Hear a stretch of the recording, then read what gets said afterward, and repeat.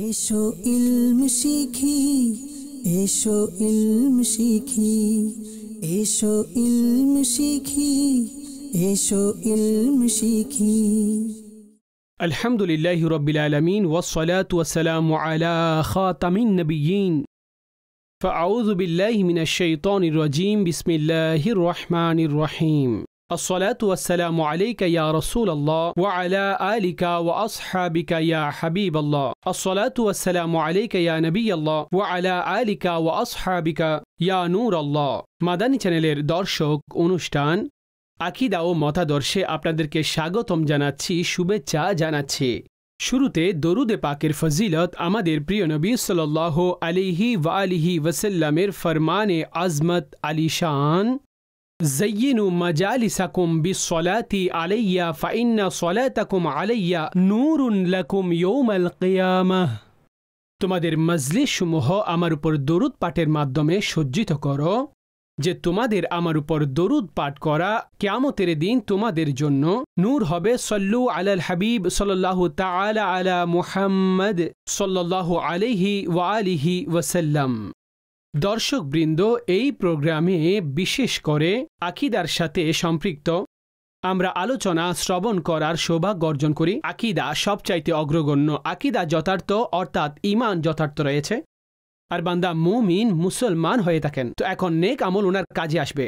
কুরআনে মাজিদ ফুরকানে হামিদের মধ্যে আপনারা যত সংখ্যক আয়াতে মুবারকা যাদের উপর আল্লাহ পাক পুরস্কারের ঘোষণা দিয়েছেন, তো সেটা ঈমানদারদের জন্য, ঈমানদারদের জন্য, মুমিনদের জন্য, মুসলমানদের জন্য। এই জন্য ইরশাদ করা হয়েছে ইন্নাল্লাযীনা আমানু ওয়া আমিলুস সালিহাত। অর্থাৎ যেখানে আলোচনা এসেছে পুরস্কার সমূহের, তো সেখানে সাথে সাথে ঈমান এবং আমলে সালেহাত, ঈমান এবং ভালো আমল, নেক আমল। ইল্লা মান তাবা ওয়া আমানা ওয়া আমিলা আমালান সালিহা ফাউলাইকা ইউবাদদিলুল্লাহু সাইয়্যাতিহিম হাসানাত। কিন্তু সেই সমস্ত লোক যারা তওবা করেছেন আর ঈমান গ্রহণ করেছেন আর নেক আমল করেছেন, আল্লাহ তাদের ভুলসমূহ, গুনাহসমূহ, পাপসমূহ নেকিতে পরিবর্তন করে দেন। অর্থাৎ এমন তওবাকারী সত্যিকার মুসলমান যারা হয়েছেন এবং ভালো কাজ যারা করেছেন, নেক আমল করেছেন। ইন্নাল্লাযীনা আমানু ওয়া আমিলুস সালিহাত লাহুম জান্নাতুন তাজরি মিন তাহতিহাল আনহার যালিকাল ফাওজুল কাবীর। ইরশাদ করেছেন যে নিঃসন্দেহে তারা যারা ঈমান এনেছেন আর নেক আমল করেছেন, তাদের জন্য সেই জান্নাত যার তলদেশে নদী প্রবাহিত। আর এটা অনেক বড় সফলতা। প্রকৃত সফলতা হচ্ছে যে ব্যক্তি নিজের ঈমানের উপরে স্থির কদম থাকা। কোনো ধরনের এমন আলোচনা, এমন বাক্য যে যার কারণে তার ঈমান এর উপরে কোনো দাগ আসে, তার ঈমানের মধ্যে কোনো অসুবিধা হয়, অর্থাৎ বান্দা এই ধরনের কোনো বাক্য প্রয়োগ করা যার কারণে সেই কুফরিতে গিয়ে পড়ে, তো নিজের ঈমান থেকে যদি সেই হাত ধুয়ে বসে, তার ভালো আমলের কোনো আজর এবং সওয়াব সে পাবে না। তো এই জন্য প্রত্যেক সেই আকীদা আপন করে নেওয়া উচিত যে যেগুলো না অনুসরণ করার কারণে, না মানার কারণে ব্যক্তি কুফরিতে গিয়ে পড়ে। আর প্রত্যেক সে আলোচনা এবং বাক্য থেকে বাঁচা উচিত যে যার কারণে ব্যক্তি কুফরির মধ্যে গিয়ে পড়ে। আর এটা রিওয়ায়াতের মধ্যে বর্ণনা করা হয়েছে, বলা হয়েছে ফিতনার সেই জমানার আগে তোমরা ভয় করো এবং আমল করতে থাকো, যে এমন সময় আসবে যে ব্যাপারে বলা হয়েছে, রিওয়ায়াতের মধ্যে ইরশাদ করা হয়েছে যে ব্যক্তি সকালে মুসলমান হবে, সন্ধ্যায় কাফির, কিংবা সন্ধ্যায় মুসলমান হবে, সকালে কাফির হবে। অর্থাৎ তার পদ্ধতি এমন হবে, অবস্থা এমন হয়ে যাবে, কিছু বাক্য তার পক্ষ থেকে এমন বের হবে যে ব্যক্তি ঈমানওয়ালা সে কুফরির মধ্যে চলে যাবে। এই জন্য আমাদের উলামায়ে কিরামগণ যখনই ইলম অর্জনের কথা বলেছেন, তো সর্বপ্রথমে আকীদার জ্ঞান, যে যার মাধ্যমে ব্যক্তির আকীদা, ঈমান এগুলো ঠিক থাকবে, এগুলোকে অগ্রবর্তী রেখেছেন। অতঃপর এরপরে অন্যান্য ইলমের কথা আলোচনা করেছেন। এক হাদিসে পাকের মধ্যে ইরশাদ করা হয়েছে যে বনি আদম, আদম আলাইহিস সালামের সন্তান, অর্থাৎ বনি আদম মানুষ, ইনসান, তাদের মধ্যে অনেক এমন রয়েছেন যে যারা কুফরির অবস্থায় জন্মগ্রহণ করেছে আর কুফরিতে মৃত্যুবরণ করেছে। আর অনেকে এমন হবেন মুসলমান হিসেবে জন্মে মুসলমান হিসেবে মারা গেছেন, আর অনেক এমন হবে যে যারা কুফরি অবস্থায় জন্মগ্রহণ তো করেছে কিন্তু অতঃপর মুসলমান হবেন এবং মৃত্যু ইমানের উপর হবে। আর কিছু বদনসিব এমন হবে যে যারা ইমানদার অবস্থায় জন্মগ্রহণ করেছে অর্থাৎ মুমিন ছিল, কিন্তু এমন পদ্ধতি এবং কাজকর্ম আর আকওয়ালের কারণে অর্থাৎ কিছু বলার কারণে শোনার কারণে যেগুলো কুফরি, যে সেই ব্যক্তি যার সমাপ্তি হয়েছে কুফরির উপরে। এটার চাইতে বড় বদনসিবি আর কি হতে পারে যে তার ইমানই চলে গেছে, যার ইমান ছিনিয়ে নেওয়া হয়েছে। তো এই জন্য আপন ইমানের হেফাজত করা, সংরক্ষণ করা আর ইস্তিকামতের দোয়া আমার এবং আপনার প্রিয় নবী সাল্লাল্লাহু আলাইহি ওয়াসাল্লাম উম্মতের শিক্ষার জন্য করে গেছেন। আল্লাহুম্মা ইয়া মুকাল্লিবাল কুলুব সাব্বিত কলবি আলা দীনিক।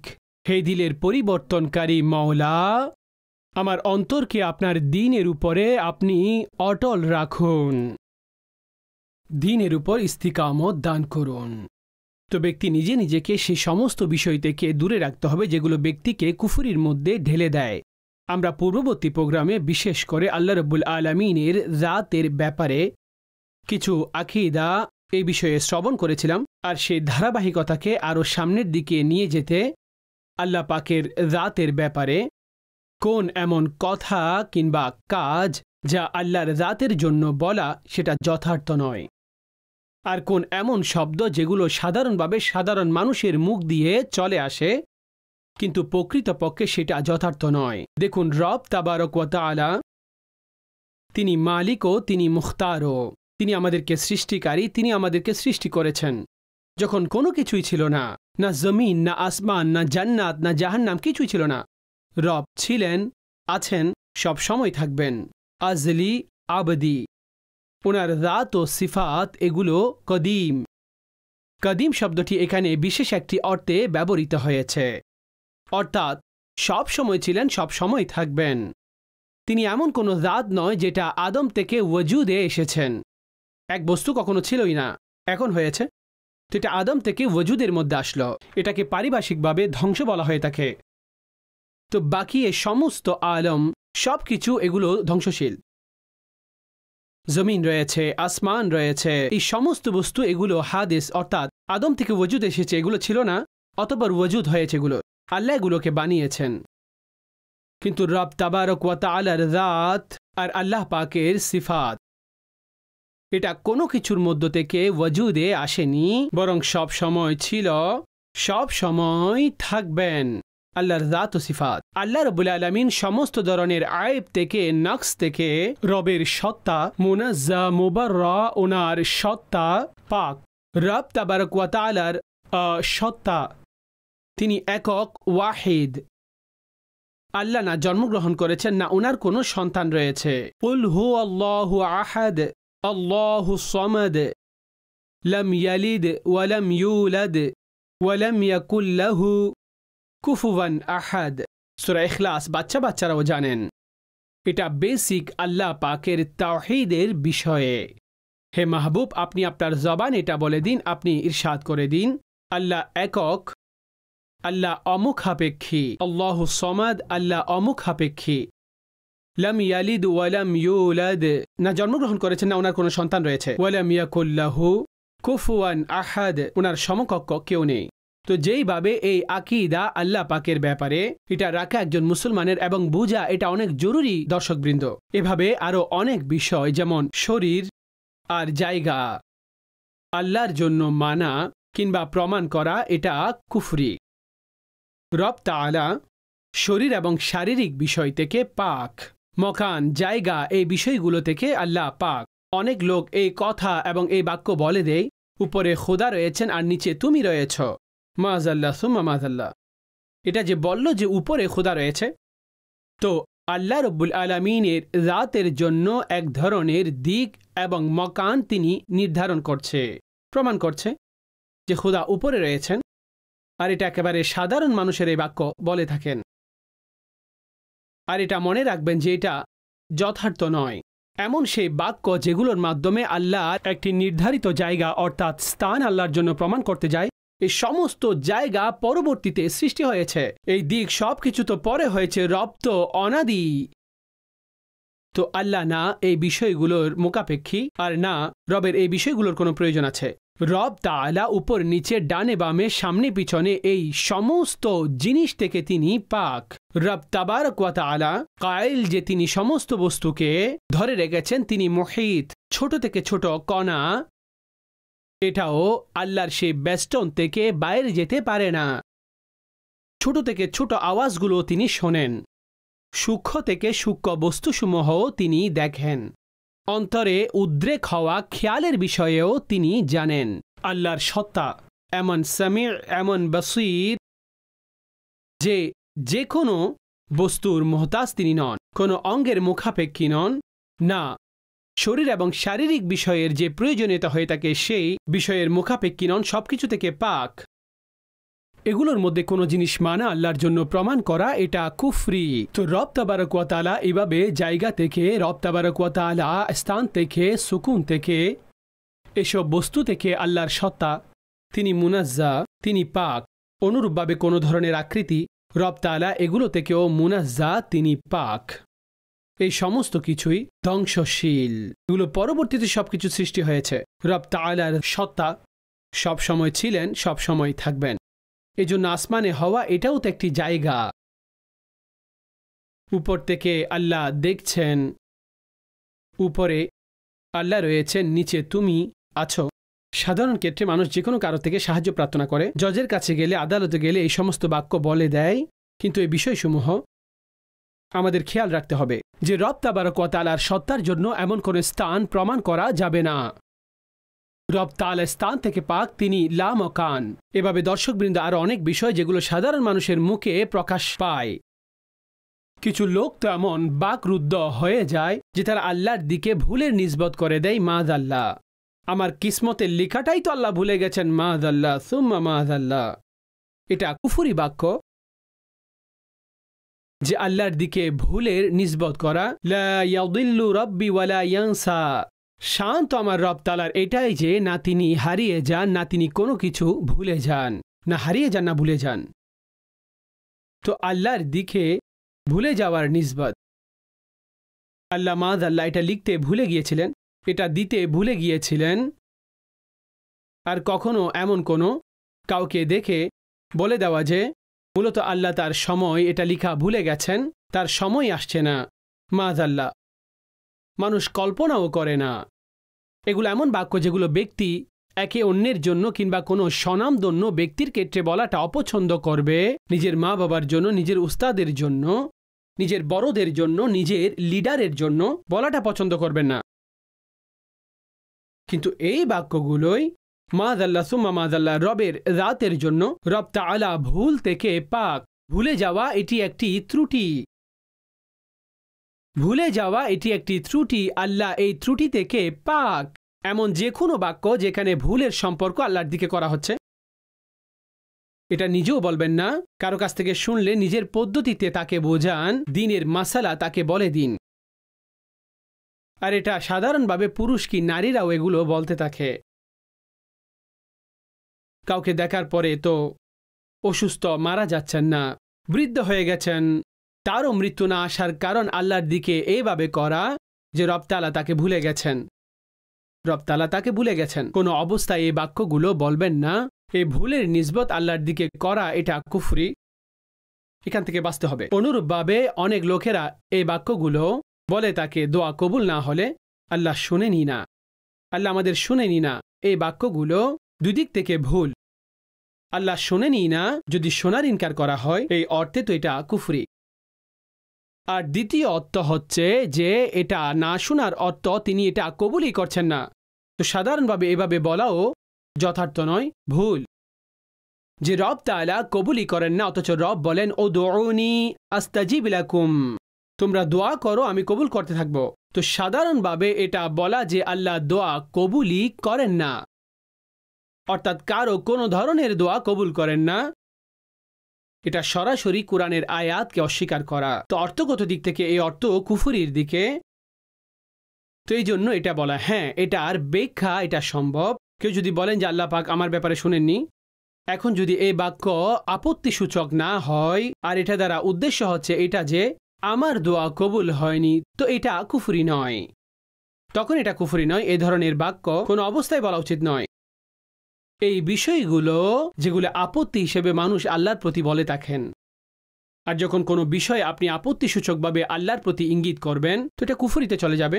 দর্শকবৃন্দ, আমাদের এই বিষয়গুলো এবং কুফরি বাক্যসমূহের ব্যাপারে জানা অতীব জরুরি। কিবলা আমির আহলে সুন্নাত দামাত বরকাতুমুল আলিয়া এমন ব্যাখ্যাসূচক এবং মোটা কিতাব এই বিষয়ে তিনি লিখেছেন, আর অনেক বছরের সাধনার ফল এটা।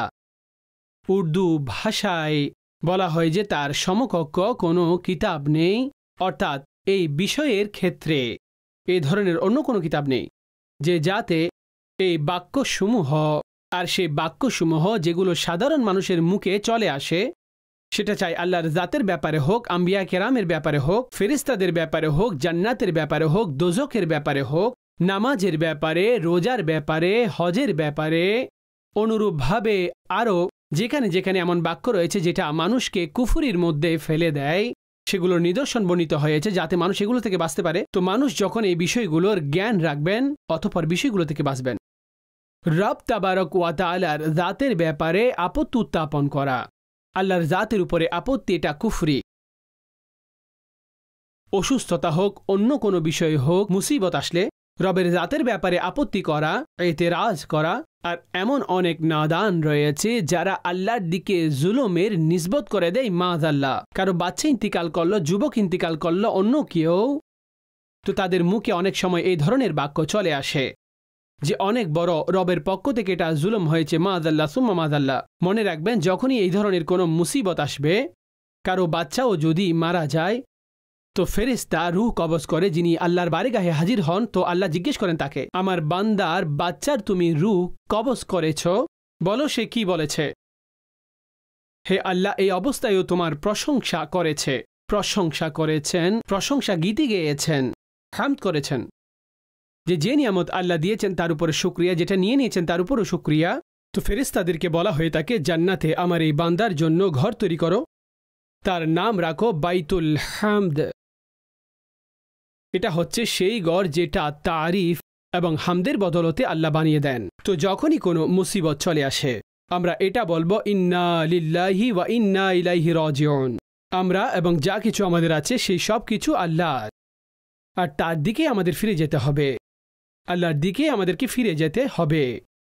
যতক্ষণ রব চেয়েছেন, অঙ্গ থেকে উপকার নিয়েছেন, আপনার স্বাস্থ্য থেকে উপকার নিয়েছেন, আপন সম্পদ থেকে উপকার নিয়েছেন, আপনার সন্তানদের থেকে উপকার নিয়েছেন, আর যখন আল্লাহ চেয়েছেন পুনরায় আল্লাহ ফিরিয়ে নিয়েছেন, তো আপত্তি কোন বিষয়ে? রবের শান হচ্ছে এটা, ওয়ায়াফআলুল্লাহু মা ইয়াশা, তিনি করেন যা কিছু তিনি চান। ইন্নাল্লাহা ইয়াহকুমু মা ইউরিদ, রব তাবারক ওয়া তাআলা হুকুম করেন যা চান। লা ইউসআলু আম্মা ইয়াফআলু ওয়া হুম ইউসআলুন, ওনার কাছ থেকে কেউ জিজ্ঞেস করতে পারেন না, অর্থাৎ রবের কাছ থেকে কে জিজ্ঞেস করবেন যে রব কি করতে চান। ওয়া হুম ইউসআলুন, আর লোকেদের কাছ থেকে জিজ্ঞেস করা হয়, মানুষকে জিজ্ঞেস করা হয়। তো যে লোকেরা আল্লাহর জাতের উপরে আপত্তি করেন, আপত্তি তার উপর হয় যার ফয়সালার মধ্যে কোনো ধরনের ভুলের সুযোগ থাকে, যার মধ্যে কোনো কমতি থাকে, যার মধ্যে কোনো নকশ থাকে, কোনো ত্রুটি থাকে। অতঃপর আপনি কোন বিষয়ের উপরে আপত্তি করবেন? যার ফয়সালাও মুহকাম, তিনি আহকামুল হাকিমিন, তিনি সব ফয়সালাকারীদের উপরে হাকিম এবং বড় ফয়সালাকারী, যেভাবে চান সেভাবে ফয়সালা করেন। ওয়ামা তাশাউন ইল্লা আন ইয়াশা আল্লাহু রাব্বুল আলামিন, একটি হচ্ছে সেই বিষয় যেগুলো আমরা চাই। ওয়ামা তাশাউন, যা আল্লাহ রাব্বুল আলামিন চান, অর্থাৎ যেটা আল্লাহ রাব্বুল আলামিন চান সেটাই হবে। তো এই জন্য ব্যক্তি আপন ইচ্ছা, আপন চাহিদা, এই সব কিছুই রবের অনুসরণ এবং অনুকরণ এটার মধ্যেই রাখবেন। রব দিয়েছেন তো শুকরিয়া, রব নিয়ে নিয়েছেন তখনও শুকরিয়া, আপত্তি নয়, ধৈর্য ধারণ করবেন। এটাই আমাদেরকে নবী করিম সাল্লাল্লাহু আলাইহি ওয়াসাল্লাম শিক্ষা দিয়েছেন, এটাই আমাদেরকে আম্বিয়া কেরামগণ শিক্ষা দিয়েছেন, এটাই আমাদেরকে কারবালার মধ্যে আহলে বাইতে আতহার শিক্ষা দিয়েছেন। ওনারা কি কম কষ্ট পেয়েছিলেন? কষ্ট কম পেয়েছিলেন, পরীক্ষা কম হয়েছিল। রাসূলুল্লাহ সাল্লাল্লাহু আলাইহি ওয়াসাল্লাম ইরশাদ করেছেন, সমস্ত নবীকে পরীক্ষা করা হয়েছে, কিন্তু যতটুকু আমাকে পরীক্ষা করা হয়েছে কাউকে করা হয়নি এমন কম পরীক্ষা। তো এই জন্য কখনোই জবানে আপত্তিমূলক কোনো ধরনের শব্দ যেন না আসে, কখনোই নয়। দর্শকবৃন্দ, কিছু কথা আরজ করেছি আল্লাহ তাবারক ওয়া তাআলার জন্য যে বিষয়ে আকীদা রাখতে হবে আর যেই বিষয়গুলোর ব্যাপারে রাখা উচিত নয়, যে বিষয়গুলো থেকে রব তাবারক ওয়া তাআলার সত্তা মুনাজ্জাহ, পাক এবং মুবাররাহ। তৌহিদের চাহিদাও এটা, ঈমানের চাহিদাও এটাই। এ কথা বুঝুন ও তার উপরে আমলও করুন। রব তাআলা সবকিছু দেখেন, দৃষ্টিপাত করে আছেন। এই বাক্যটি একেবারে ঠিক আছে, কিন্তু এমন বাক্য তরতিব দেওয়া কিংবা এমন বাক্য বলা যে যাতে রব তাবারক ওয়া তাআলার জাত কোনো মকানের সাথে নির্দিষ্ট হচ্ছে, মকান এখানে প্রমাণিত হচ্ছে, তো এই বিষয়গুলো থেকে আমাদের সরে আসতে হবে। সেই বিষয়গুলো থেকে সরে আসতে হবে। আল্লাহ পাক আমাদের সকলকে যথার্থ আকীদার উপরে অটল দৃঢ় রাখুন, ইলম দান করুন, বোঝার তৌফিক আমাদেরকে দান করুন। আর আমাদের প্রত্যেক সেই বাক্যগুলো থেকে, প্রত্যেক সেই কথা থেকে, প্রত্যেক সেই কাজ থেকে যে যা ব্যক্তিকে কুফরির মধ্যে ঠেলে দেয়, সেখান থেকে বাঁচার তৌফিক দান করুন। আমিন। বিজাহিন নবীল আমিন সাল্লাল্লাহু আলাইহি ওয়া আলিহি ওয়াসাল্লাম। এসো ইলম শিখি, এসো ইলম শিখি, এসো ইলম শিখি, এসো ইলম শিখি।